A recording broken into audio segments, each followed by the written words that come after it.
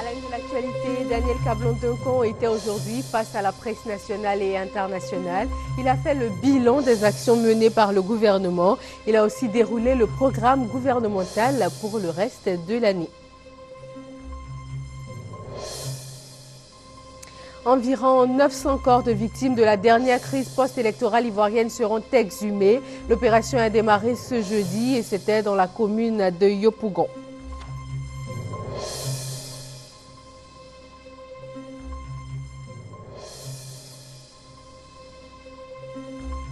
Hors de nos frontières, en Centrafrique, les pays de la région ont entériné le retour des troupes sud-africaines de Bangui.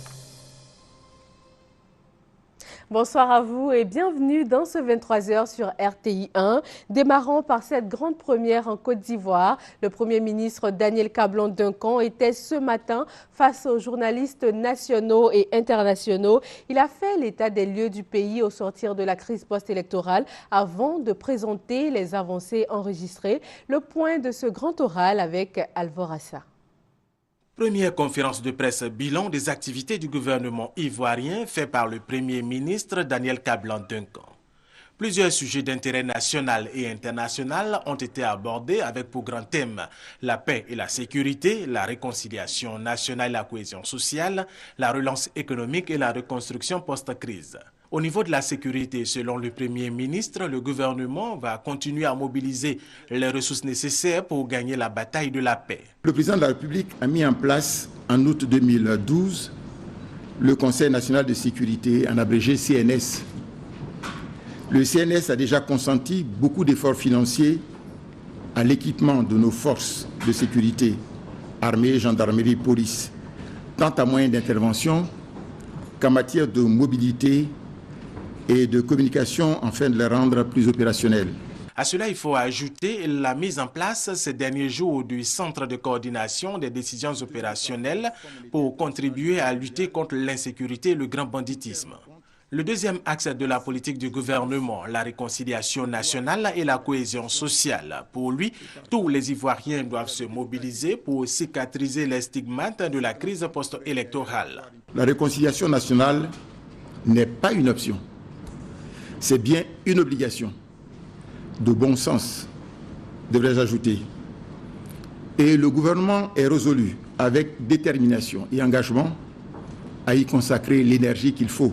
La mise en place de la commission Dialogue, Vérité et Réconciliation vise à créer les conditions du pardon et de la réconciliation, mais, soulignons-le, sans impunité.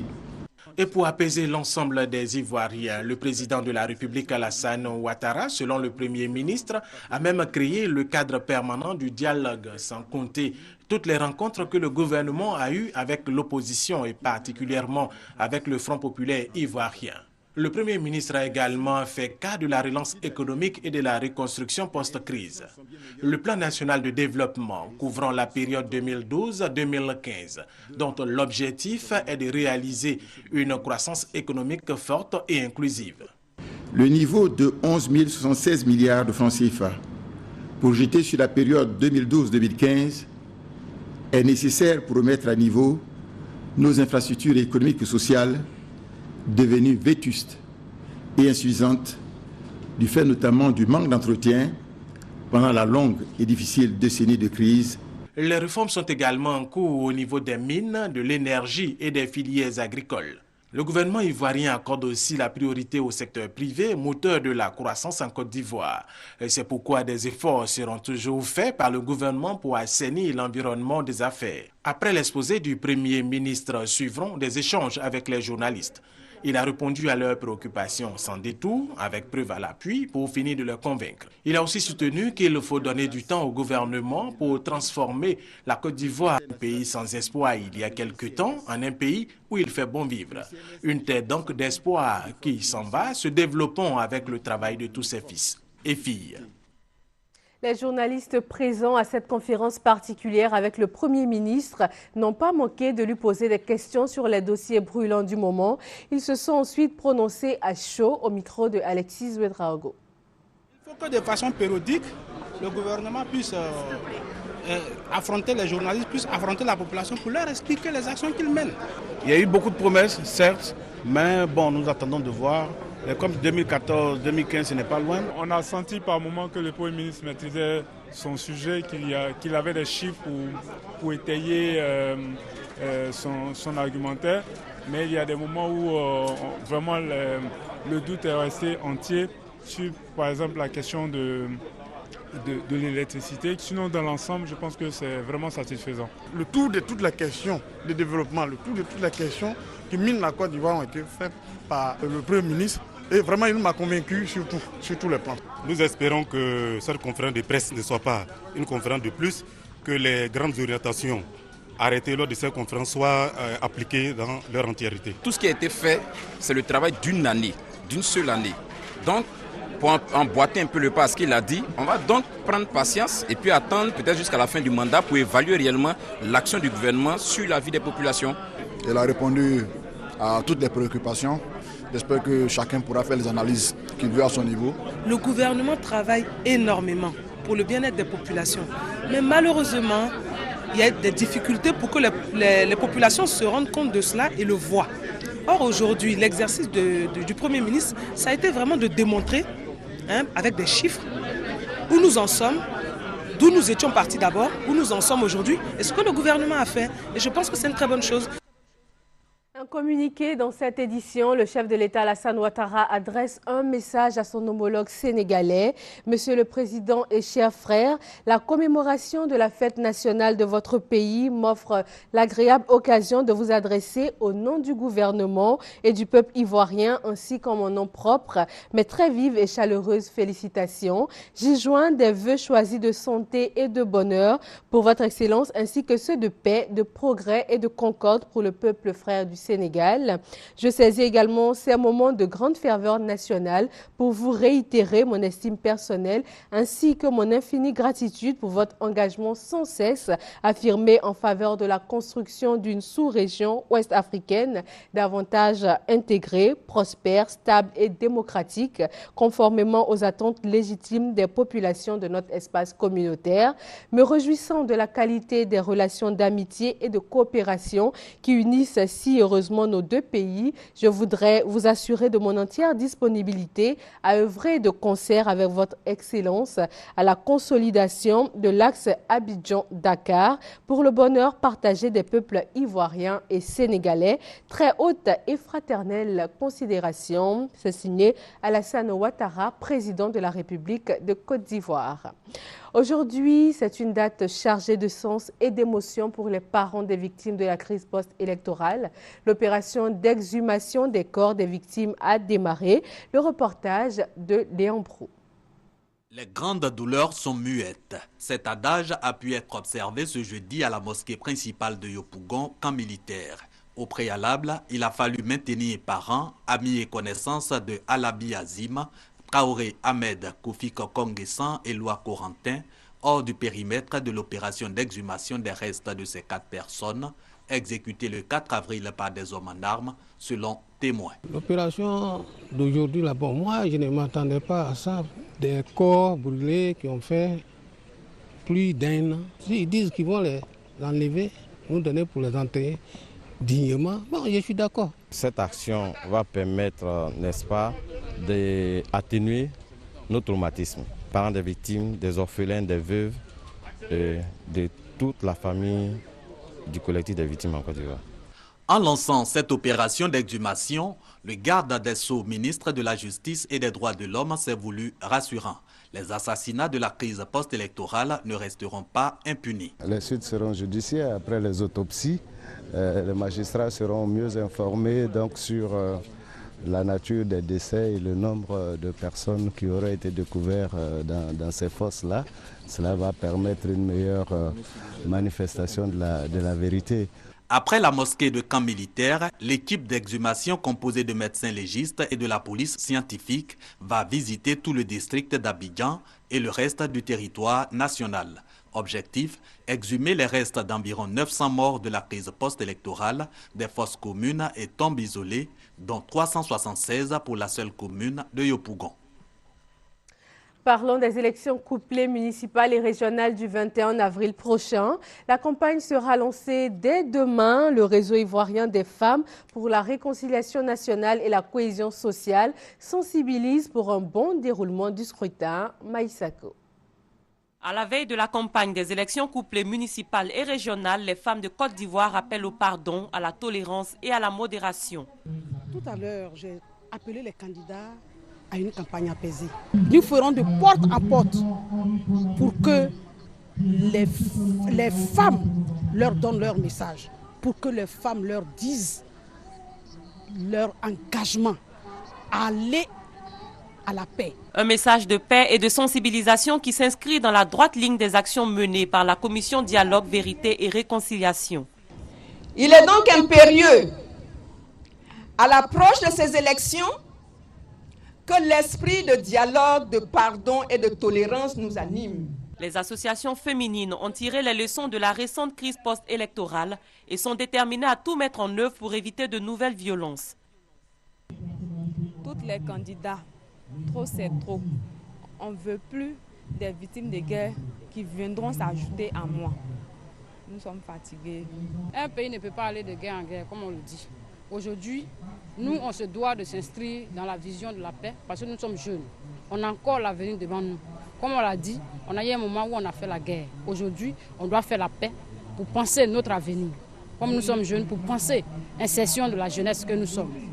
Les femmes entendent véhiculer leur message en faveur de la paix à travers des actions de proximité pour des élections municipales et régionales pacifiques ce 21 avril.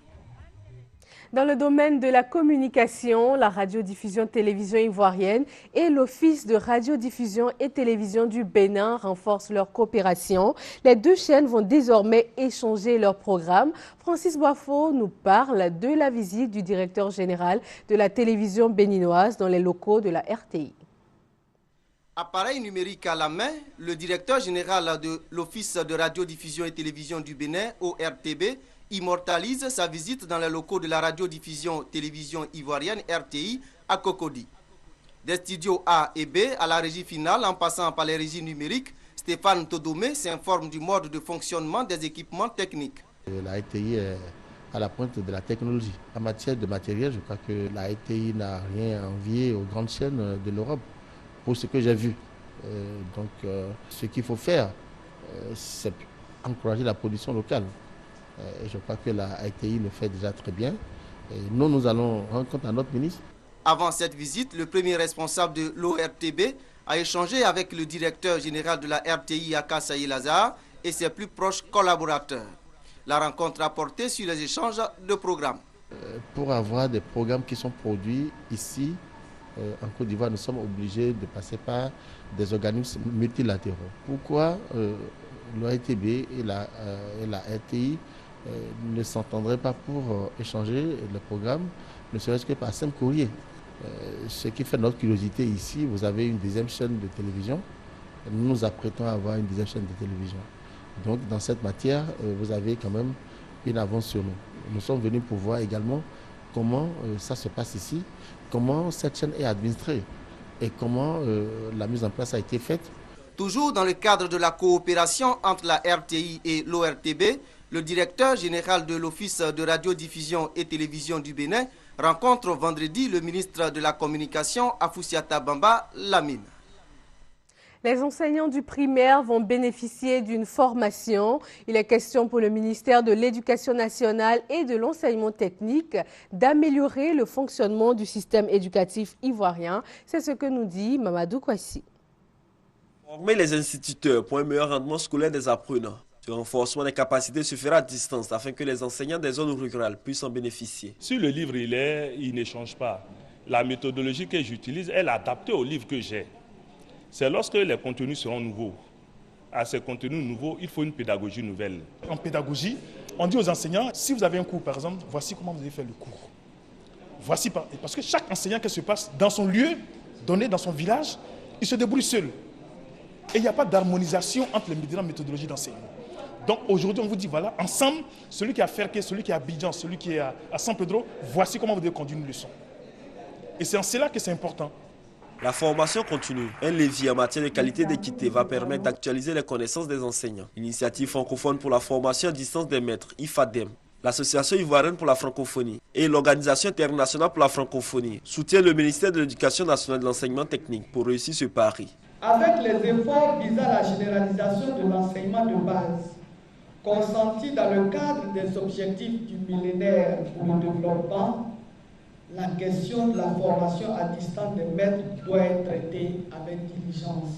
Après cette formation, les instituteurs pourront accéder aux informations sur la culture, un apport indispensable à l'enseignement. Après analyse des besoins des participants, il sera question d'insuffler une nouvelle dynamique à l'école ivoirienne. Chose promise, chose faite, 200 millions de francs CFA, c'est la somme que les cadres du Cavali et du Guémon viennent de recevoir du chef de l'État Alassane Ouattara. Cette somme leur a été promise en octobre dernier. C'était lors de la rencontre qu'ils ont eue avec le chef de l'État et c'est un reportage de Mamadou Kouassi. 5 millions de francs CFA pour chacun des 8 départements, soit un total de 200 millions de francs CFA. C'est le don du président de la République aux régions du Cavalier du Guémon. Le chef de l'État Alassane Ouattara en a fait la promesse aux populations ouai en octobre dernier pour la réhabilitation des domiciles des chefs traditionnels et des lieux sacrés, saccagés lors des différentes crises. C'est vrai que cela a mis quelques temps. Après concertation, nous avons trouvé le point d'ancrage pour la bonne gestion de ce fonds. Profitez pour prolonger le message d'appel à la paix lancé par le président de la République à tous les fils de la région afin qu'ils nous aident à travers leur message, à travers la sensibilisation à ce que la paix revienne enfin à cette région.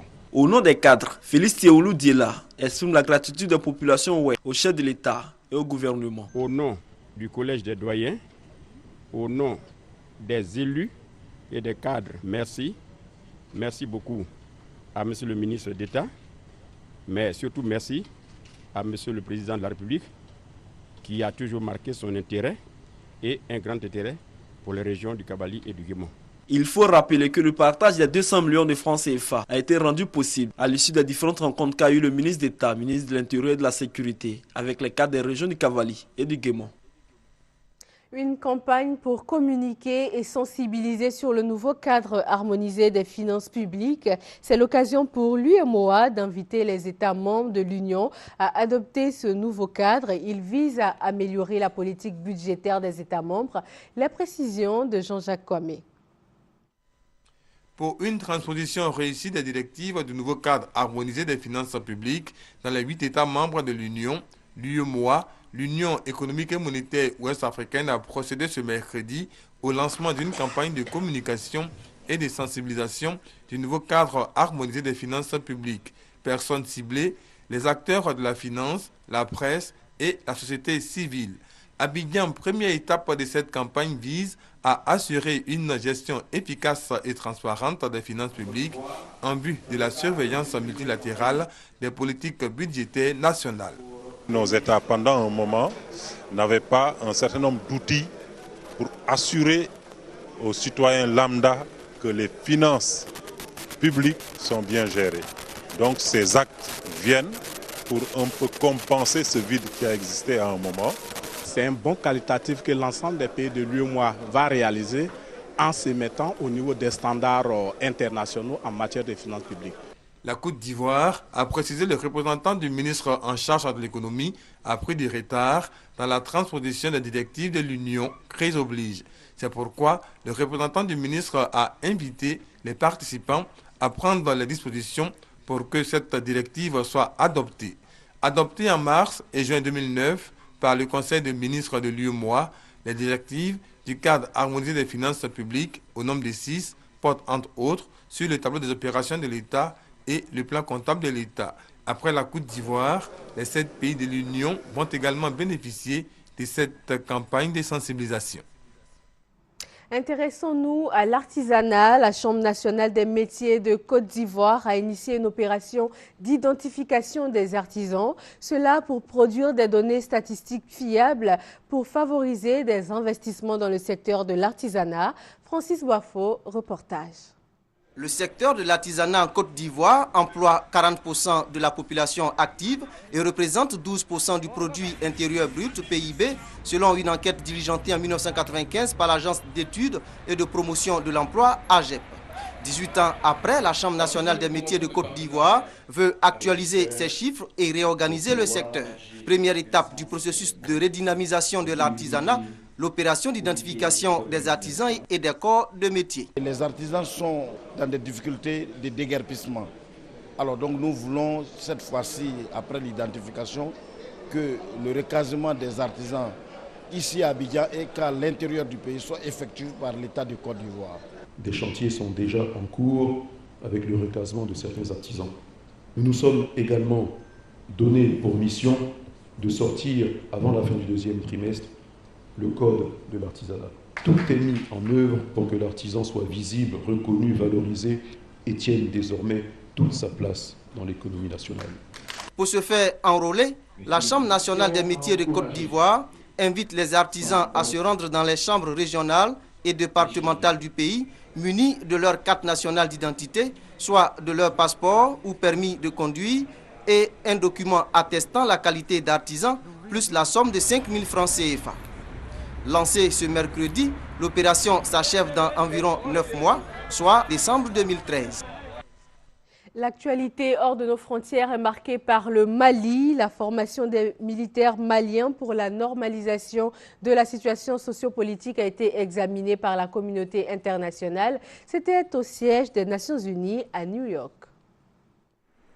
À l'issue d'une consultation sur le Mali en Conseil de sécurité, les États-Unis ont souhaité qu'une mission de maintien de la paix de l'ONU, force de 1200 casques bleus, soit déployée au plus tôt. Une force qui prendrait le relais des militaires français et des forces panafricaines dès que les conditions de sécurité le permettront. Le but de cette opération des Nations Unies devrait à notre avis contribuer à l'élaboration au Mali d'un État sûr et démocratique en prenant en compte toutes les communautés du pays afin de soutenir l'intégrité de son territoire et la restauration complète de la souveraineté malienne. En attendant la mise en place de cette force onusienne, un premier contingent de 600 soldats maliens a entamé mardi sa formation par une centaine d'instructeurs européens à Koulikoro, à une soixantaine de kilomètres de la capitale Bamako. Dans un premier temps, ce contingent aura une formation généraliste. Nous attendons beaucoup de cette formation, puisque nous avons des faiblesses. Nous pensons qu'avec ce temps d'entraînement et de formation, chaque élément sera disponible, prêt à remplir sa mission qui sera dévolue dans le cadre de la libération du Nord et de la stabilisation du Mali. Cette formation de 10 semaines débute alors que la France prépare son désengagement partiel de ses 4000 soldats déployés dans le pays. À terme, la mission reconstruction de l'armée malienne comprendra 550 militaires de 13 pays européens. J'ai discuté avec des soldats maliens, ils sont particulièrement fiers et honorés de venir ici, suivre cette formation et de faire partie de ce bataillon. Objectif, professionnaliser les soldats maliens pour qu'ils soient capables de résister aux attaques des groupes djihadistes liés à Al-Qaïda. En dépit de l'intervention franco-africaine, la persistance de l'activité djihadiste rend nécessaire dans l'immédiat la formation urgente de l'armée malienne. Direction la Centrafrique, le nouvel homme fort Michel Djotodia prévoit le renouvellement des institutions dans 3 ans. Pour l'instant, les pays de la région ont entériné le retour des troupes sud-africaines de Bangui. Les images. C'est le premier sommet de la communauté économique des États de l'Afrique centrale depuis l'arrivée des rebelles au pouvoir en République centrafricaine. En N'Djamena, les chefs d'État de la CEEAC refusent de reconnaître le président autoproclamé centrafricain Michel Djotodia. Ils demandent la mise en place d'un collège qui va exercer le pouvoir exécutif en Centrafrique. Ce collège va désigner, pour la période de transition, un président. La transition ne doit excéder les 18 mois, au grand maximum. Le nouveau pouvoir centrafricain est d'accord. Les discussions de N'Djamena auxquelles Jacob Zuma a participé ont aussi débouché sur une mesure de haute portée géopolitique, le retrait des soldats sud-africains de la République centrafricaine. Sans constituer la CEEAC, Pretoria avait déployé plusieurs militaires à Bangui pour protéger le président François Bozizé, alors aux prises avec la coalition Séléka. Au cours des combats pour la prise de la capitale, les rebelles ont tué entre 13 et 36 soldats sud-africains. Une vraie tragédie à Pretoria. Il y aura forcément une conséquence dans la manière dont l'Afrique du Sud projette finalement son influence et son pouvoir à l'extérieur de ses frontières. Mais ceci dit, je pense que l'Afrique du Sud a un rôle à jouer dans le reste de l'Afrique. L'Afrique du Sud est probablement le seul pays africain qui a la volonté et peut-être aussi la capacité de projeter autant sa puissance sur le continent. D'après ce spécialiste des questions de sécurité et de défense basé à Pretoria, il y aura un avant et un après Centrafrique. L'Afrique du Sud devrait apprendre à mieux prendre en compte le rôle des organisations sous-régionales comme la CEEAC dans la résolution des crises. C'est la condition pour devenir la grande puissance africaine. Le reste de l'actualité dans le monde, en bref et en images. Première escale, l'Afghanistan. L'attaque la plus meurtrière depuis 16 mois est survenue au cœur d'un tribunal de la ville de Farah, c'est dans l'ouest du pays. C'est l'attaque la plus meurtrière depuis 16 mois en Afghanistan. Mercredi à Farah, dans l'ouest du pays, au moins 46 Afghans, dont 36 civils, ont été tués et une centaine d'autres blessés lors de l'attaque d'un tribunal. 9 talibans ont également péri dans l'assaut qui a duré 8 heures. Les talibans ont affirmé vouloir dénoncer le procès de plusieurs prisonniers, parmi lesquels des moudjahidines. En dépit de 11 ans de présence de la coalition de l'OTAN, les talibans poursuivent leur guérilla. Les civils continuent de payer un lourd tribut, 15 000 morts en 6 ans, dont 2800 l'année dernière. Vive tension dans les territoires palestiniens. Mercredi soir, 2 adolescents ont été tués par l'armée israélienne en Cisjordanie à proximité d'un barrage militaire non loin de Tulkarem. L'armée israélienne a précisé que ses troupes avaient ouvert le feu sur un groupe de Palestiniens qui lançaient des cocktails Molotov. Tension très vive également à Hébron pour la 3e journée consécutive. Les heurts ont repris jeudi avant même le début des funérailles d'Abou Hamdiye, un prisonnier politique sexagénaire dont le décès controversé en Israël a soulevé une vague de protestations.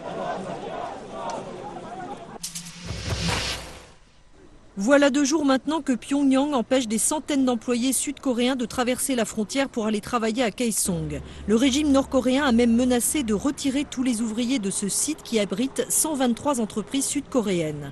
Une source de tension supplémentaire dans la péninsule alors que l'escalade continue. La Corée du Nord a en effet annoncé jeudi avoir approuvé un projet d'opération militaire, y compris d'éventuelles frappes nucléaires, contre les États-Unis, alliés de Séoul. 3 mois et demi après le massacre des écoliers de Newtown, le Connecticut, où avait eu lieu la tragédie, a voté mercredi le renforcement de ses lois sur les armes à feu. Dans le même temps, à Denver, le président américain se livrait à un nouveau plaidoyer en faveur d'un durcissement des réglementations sur les armes à feu, alors que les textes en négociation au Congrès ont été peu à peu vidés de leur substance. Dans le Connecticut, la nouvelle loi rend obligatoire la vérification des antécédents de tous les acheteurs d'armes à feu, qu'il s'agisse de ventes privées ou publiques. Plus de 160 armes d'assaut sont désormais interdites, ainsi que l'achat et la revente de chargeurs de grande capacité. C'est la fin de cette édition. Je vous retrouve demain à 6h30 sur RTI 1. Bonsoir.